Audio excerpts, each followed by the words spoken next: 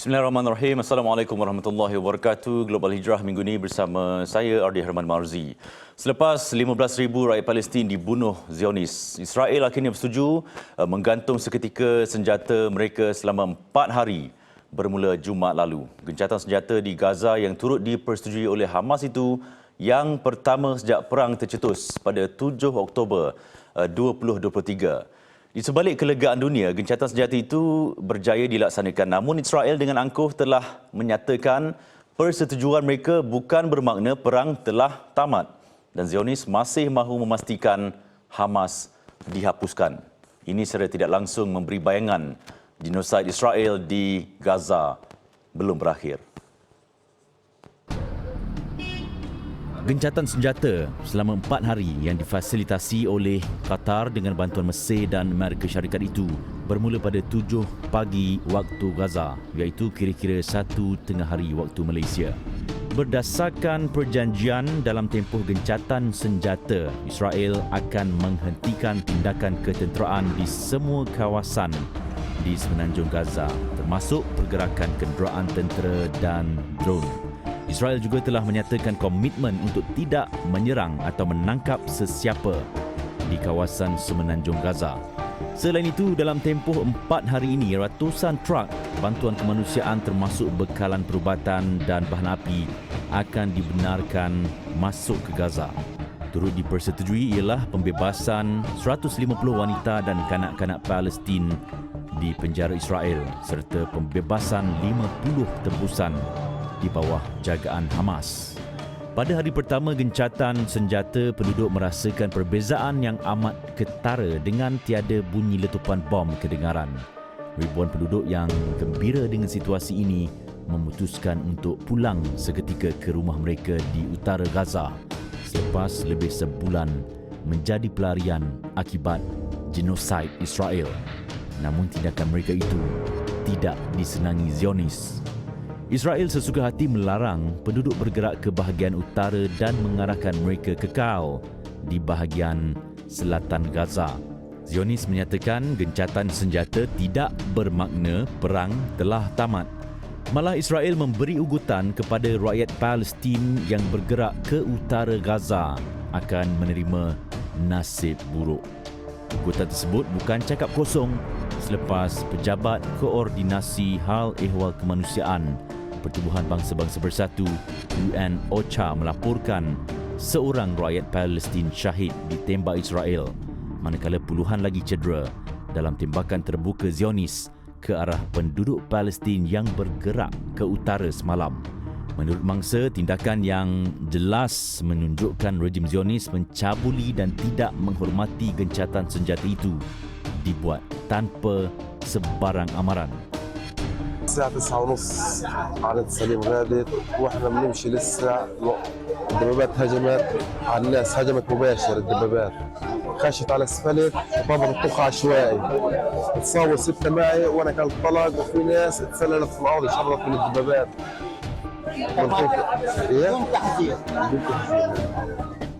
Menurut Yasir, dia bergerak ke utara Gaza untuk ke rumahnya bagi mengambil barangan dan keperluan peribadi seperti makanan dan pakaian.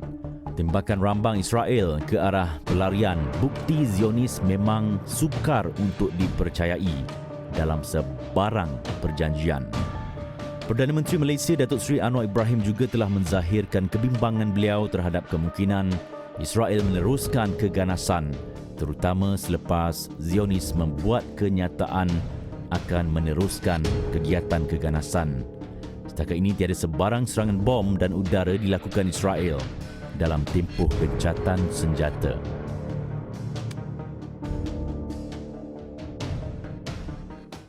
Meskipun Israel seakan memberi bayangan gencatan senjata tidak mahu mereka panjangkan bagi meneruskan misi menghapuskan Hamas, sekutu mereka Amerika Syarikat berbeza pandangan dan mahu ia dilanjutkan melebihi 4 hari.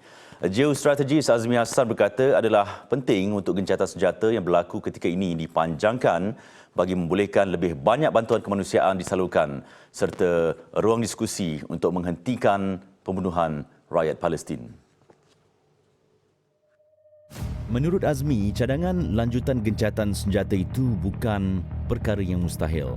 Qatar yang menjadi fasilitasi pada gencatan senjata kali ini katanya boleh terus memainkan peranan memujuk Israel memanjangkan tempoh jeda kemanusiaan.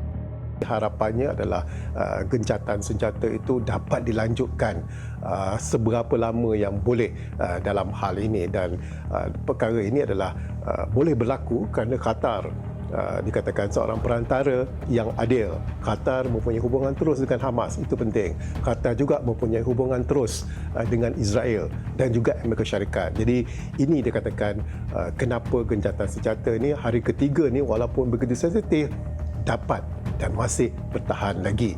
Tapi yang pentingnya gencatan senjata ini memberi manfaat kepada orang awam di Gaza supaya mereka menerima bantuan setelah 7 minggu bertubi-tubi dibom oleh Israel. Tambahnya, 3 hari tempoh gencatan senjata telah menyaksikan lebih 200 truk bantuan dibawa masuk ke Gaza dan ia banyak membantu keperluan penduduk Gaza selepas lebih 50 hari berdepan dengan serangan Israel. Atas sebab itu, menjadi harapan agar tempoh gencatan senjata dipanjangkan. Namun perkara itu bergantung kepada Israel. Masalahnya, Israel telah menyatakan setiap 10 tebusan yang bebaskan oleh Hamas, 1 hari akan diberikan. Dan kita tahu Hamas mempunyai tebusan yang agak terhad. Dan yang paling penting adalah jurucakap IDF semalam telah menyatakan bahawa mereka memerlukan sebulan lagi untuk menghapuskan Hamas. Apa maksud hapus itu? Kita suka untuk membacanya, apa matlamatnya. Tapi kalau kita lihat sekarang, menghapus Hamas adalah dengan memusnahkan bangunan-bangunan di Gaza Utara dan juga di Gaza Selatan. Setakat ini, persoalan adakah gencatan senjata ini dapat menamatkan perang jelas menunjukkan ia adalah perkara yang masih sukar dan rumit. Banyak perbincangan yang perlu dilakukan, termasuk keinginan Israel membuang ego untuk menghentikan cita-cita mereka menghapuskan Hamas. Dalam tempoh 3 hari gencatan senjata, perkara utama dalam perjanjian iaitu melepaskan tahanan dan tebusan dipatuhi Israel serta Hamas. Puluhan tahanan Palestin di penjara Israel dan tebusan dalam jagaan Hamas telah selamat pulang ke pangkuan keluarga masing-masing sejak Jumaat lalu.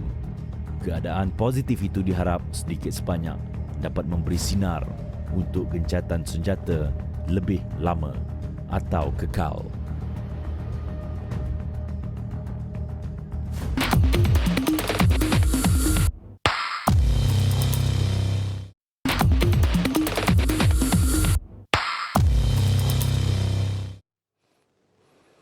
Genosid Israel di Gaza bukan saja atas misi menghapuskan etnik Palestin tetapi juga dilaksanakan atas kepentingan peribadi. Eksekutif Persidangan Institut Kajian Tinggi Islam Antarabangsa IAIS, Muhammad Nur Iman Ramli berkata antara salah satu sebab Perdana Menteri Israel Benjamin Netanyahu dipercayai mahu memanjangkan perang di Gaza adalah kerana mahu kekal di tampuk pemerintahan negara haram itu bagi membolehkan Netanyahu menjadi hero perang sekaligus meraih semula sokongan rakyat yang semakin berkurangan terhadapnya. Menurut Muhammad Nur Iman, berdasarkan kajian, Netanyahu mempunyai corak perbuatan dan kelakuan yang membimbangkan. Netanyahu katanya mempunyai sikap narsisistik, paranoid dan mempunyai tindak balas buruk di bawah tekanan. Ia dapat dilihat melalui arahan Netanyahu terhadap serangan di Gaza yang tiada belas kasihan dan tidak berperi kemanusiaan. Kita nampak Netanyahu semakin berselera besar untuk memanjangkan perang yang sadistik terhadap rakyat Gaza ini. Hal ini kerana beliau berimpian untuk terus kekal sebagai Perdana Menteri Israel dengan harapan beliau menjadi hero perang yang popular. Seorang pakar psikologi politik bernama Saul Kimhi daripada Universiti Tel Aviv. Beliau telah mengkaji sisi psikologi Benjamin Netanyahu sejak tahun 99 dan beliau mendapati Benjamin Netanyahu ini memiliki a concerning pattern of behavior ataupun pattern kelakuan yang membimbangkan. perhatian semula yang beliau lakukan terhadap personality dan kelakuan Benjamin Netanyahu ini mendapati bahawa beliau tidak semakin membaik, bahkan makin ekstrim. Ya, rumusan beliau adalah Netanyahu ini seorang yang narsisistik, merasakan dirinya entitled untuk menerima sesuatu lebih daripada orang lain. Beliau juga seorang yang paranoid, tidak mampu membuat keputusan penting di saat-saat getir, dan reacted poorly ya di bawah tekanan. Kelemahan Netanyahu itu, kata Muhammad Nur Iman, bukan sahaja akan membahayakan nyawa rakyat Palestin tetapi juga penduduk negara haram Israel. Ini secara tidak langsung mengancam bukan hanya jutaan nyawa rakyat Palestin tetapi juga rakyat Israel sendiri.